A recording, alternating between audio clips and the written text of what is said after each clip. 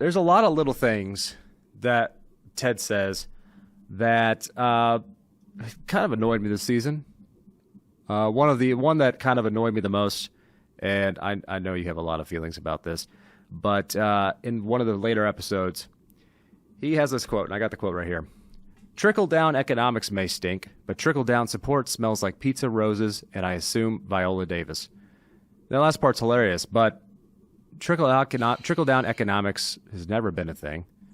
And it's not a thing. Sorry, go on. No, you go on. You got it. Okay. All right. So the term trickle-down economics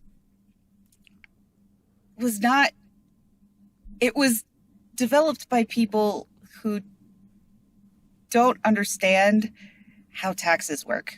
All right. So, all right.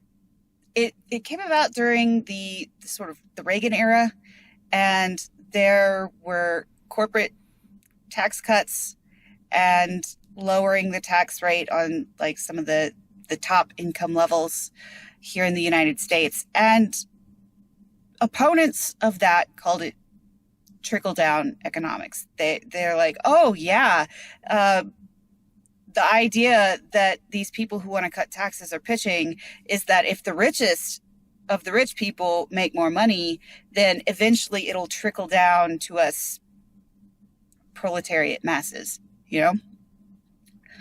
And it was meant to be a dismissive term.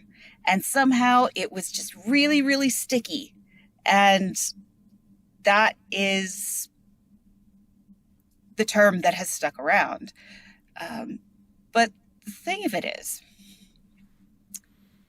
that kind of stuff does actually work. If you lower the corporate tax rate, what you're ultimately doing is lowering prices and raising wages. Because because corporations, as people like to say, don't pay taxes. What they do is they collect taxes by raising prices of their products and services so that they can cover what they owe to the government. They lower wages so that payroll taxes aren't as high, because payroll taxes are a percentage of what people make, and it's just automatically taken out of people's paychecks. Anybody who's ever worked a job and a W-2 job and gotten a paycheck can see this when they see all of the deductions that come out of their paycheck before it actually gets to them. Like, that is how lowering the tax rate on corporations actually affects the not super rich. It lowers the prices for goods and services. It allows wages to rise naturally because they're paying less in taxes to the government. And it just improves people's quality of life. Corporations are better able to invest in their own businesses and in other businesses to foster innovation and new and better goods and services to solve the problems of real life people. That's how business and entrepreneurship works in a free market. And somehow people think that making life difficult for the businesses that are solving our problems will make them solve our problems better. And that's not how anything works. Right. That line, there's a few others, but that one stuck out to me the most. It's just dumb. There's really no other way to say it. It just feels like the writers have they are what they are. They've heard what they've heard. And it's just very, very surface level understanding of how anything works.